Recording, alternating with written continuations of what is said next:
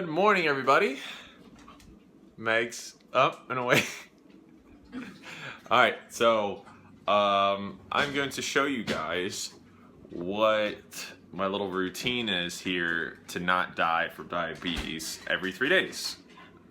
A balanced breakfast is chocolate milk. Chocolate milk for breakfast.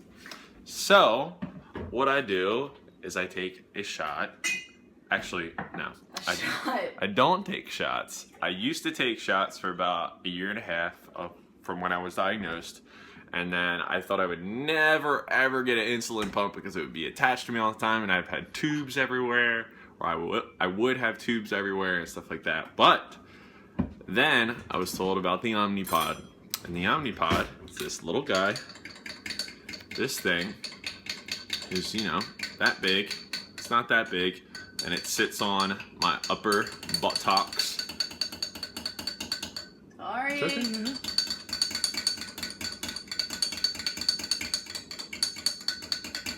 Are you done? So this is the Omnipod. It's not that big. I mean, it's about as big as my nose. So, okay, maybe it is big then. Huge. Yeah, huge. So this sits on my upper kind of butt area, and I'm not going to show you that because it's Why not? That's the most exciting part. Not a great spot. And the reason I have to use that spot, you can use your tricep and stuff like that, but for me it doesn't work because I just have no body fat to compensate there. And the 2 times I tried my arm, it hurt really bad and it just was not a fun experience. So yeah, this is what the Omnipod looks like, and it sits like this. And it lasts 3 days. It can hold up to 200 units of insulin, which means nothing to you guys, but basically that is what keeps me alive. Anytime I eat, I tell this, my little remote, I tell this, which was called my PDM, Personal Diabetes Manager, even though, oh my goodness, it's beeping at me. I basically tell this how many carbs I'm going to eat, and it tells me an estimate of how much insulin I should take, and then I say yes, give that to me, or if I want more, I want more. If I want less, I want less. I can turn it off if I'm going to work out or something like that. So that's how I stay alive. I carry this around. This is very expensive. Cannot lose this, even though I did lose it once, but it was shipped back to me. So this, Novolog insulin, and the Omnipod. And I change this every 3 days. And this does prick me like a shot, kinda. Not as bad as a shot. And so yeah, I went from 5 to 6 shots a day down to getting pricked once every 3 days. I test my blood sugar 5 to 10 times a day, and that's getting pricked in my finger, but that you kind of grow accustomed to. But yeah, so the Omnipod changed my life. And the big thing, which I think I meant to say at the beginning of this spiel, is that the Omnipod is wireless and tubeless. It doesn't have any tubes. I can give myself insulin on this, walk away, and it'll keep going. I also only need this, well, I need it all the time, but I only need this when I'm going to give myself insulin to eat. Otherwise, the Omnipod drips in insulin throughout the day. And that doesn't compensate for meals, but it compensates for just keeping me kind of in balance throughout the day. That's my routine of staying alive. I hope you learned something about the Omnipod. Actually, not a lot of people know about it. It's not available in all countries and stuff like that. It is expensive, but I've been on it for a couple of years now, and I really hope that I never have to change because I don't want to go back to shots. I hated it. I used to hide when I would do it. It was really hard for me because I'm so skinny. So yeah, so I'm gonna go stay alive for longer, at least 3 more days, and I will see you guys in a bit.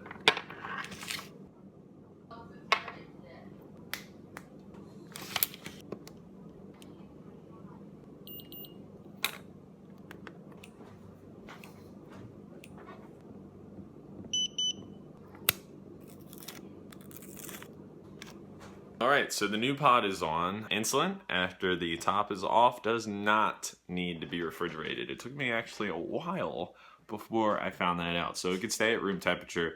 It just can't get abnormally warm or freezing. If it gets frozen, it loses its effectiveness. Not sure if that's the same effect when it gets warm, but it will change the color of it, and then it's not good anymore. So you can keep it in your fridge if you want. It just can't get frozen. Now I'm going to show you how I test my blood. If for whatever reason you don't like needles, or you're just really weirded out about blood, then skip ahead a minute. But this is not that bad. This is something that I do before I eat. Anytime I'm feeling weird, I basically test my blood anywhere from 5 to 10 times in a single day. And I buy my strips off of Amazon. I've seen some people say that that's not the way to go, but they have worked flawless for me, and they are way less money than if you purchase them through your insurance. And you just make sure you get them through a reputable seller, and if they get to you fast with good expiration dates, then A-okay in my book. Okay, so this is my little pouch here. It's got my meter, the strips. On this side is extra lancets, which is the little needle that goes into the pricker. I'll show you that. So you put a strip into the meter, and it just says, hey, I'm ready for your blood. So there's many different kinds of these things. I call this the Lancer, like in Gears of War, if any of you are familiar, because it has a lancet in it. And instead of calling it a finger pricker, I might as well call it a gun for my favorite video game. All right, so you just pull it back. You pull it back, and then it clicks in, kind of like a gun, and then it's ready. And then you can set how far the needle will go in, and I have mine on like 4. Definitely after doing it for years, your hands get calloused and they get a bunch of black specks on them, which you probably can't see. And then you just pick a finger, and you want to go on the side of the finger. I used to think that you would want to go on your fingertip, but contrary to popular belief, that's not how you should do it, because you need your fingertips for sensory reasons and a bunch of different reasons, and it is just as good to do it from the side of your finger, or really anywhere. You can test your blood from anywhere in your body. If for whatever reason it's like really cold, or I just can't get any blood, I particularly like to go for my pinky, because it's just the easiest. So you do a little prick, you get a little blood, and you get down night, and then you put it on the strip. And then you put it on the strip, which if you can see here, already has a little dark mark on there. And I forget what's on there, but it's something that sucks the blood up into it to get red. There you go. And then it counts down, and it shows you your blood sugar. I'm probably going to be high. So my blood sugar's high. Nobody freak out. I'm not going to die. I just put on a new pump, so that could contribute to it a little bit, but I already knew I was kind of high when I woke up. I just felt it, but you got to test, or otherwise you will not know. Let's see. What's a good analogy for this? Maybe the weather. If you go outside and it feels good, then you think that you know the temperature, and you could have a very good guess of what the temperature is. But you don't know for sure until you look at your phone app, your weather app, or something like that. But my point is that you can't possibly know the temperature with 100% certainty unless it's measured in some way. You can't just go by on feeling, and that's the same way with blood sugar. You cannot go on how you feel, because I feel okay right now, but I also feel hot, and I feel kind of sweaty. And I mean, I could attribute it to it being a nice Easter warm day, but happy Easter, by the way. But it is not the way to go about being a diabetic. You have to test your blood sugar, otherwise you don't know how much insulin to give yourself, and you don't know how to treat the problem. Okay, so all I have to do is tell this what my blood sugar is, and then I tell it, well, actually I didn't tell it anything after that. It suggests, based on ratios that are already put in here before, how much insulin I should give myself. I'm going to up it just a little bit to 3.5 and then confirm it. And then it starts pumping into me, and it starts clicking. And that's pretty much it. And then You have to wait for the insulin to take effect in yourself. I forget the per units per half hour at the moment, but I should come down probably within the hour below 200. So it's 12:48 right now. We're eating at like 2 or 3 or something like that, Meg's parents. So I should be fine. I don't plan on eating before then, so we should be good. We are headed out for Easter, so I'm not sure how much I'm going to be filming from here on out. That's why I kind of gave you the little diabetes lesson. Look how pretty Meg looks. We are bringing these things with us to Meg's parents for the first time. Happy Easter, everybody, and I hope you guys eat a lot of food and candy. Candy. Oh my God, he's a monster! Oh, hey guys, so we are back from Easter adventures at Meg's parents' house. I actually didn't record anything there, and I don't have a problem with that because sometimes I just don't feel like recording around people who don't understand YouTube. So that's that. We had a great time. The dogs ran around, and this is the result.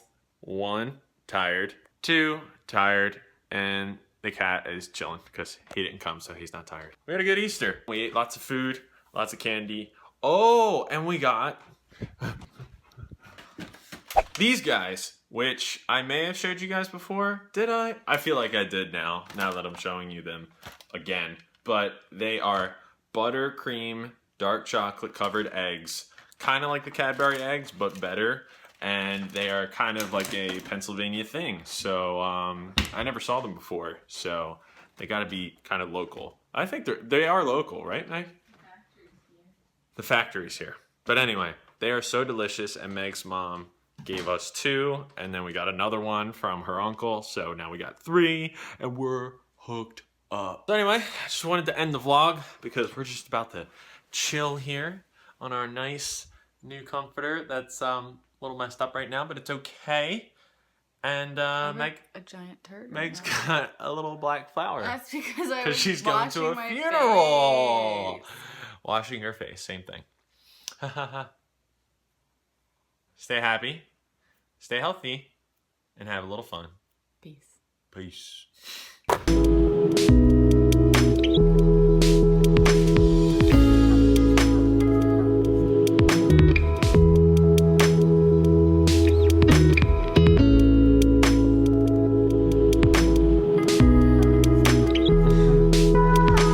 you were Sundog.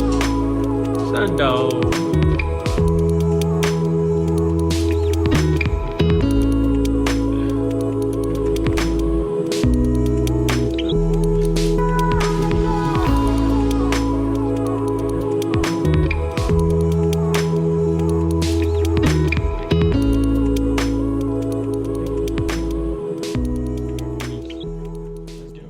Alright guys, so I haven't really gotten much done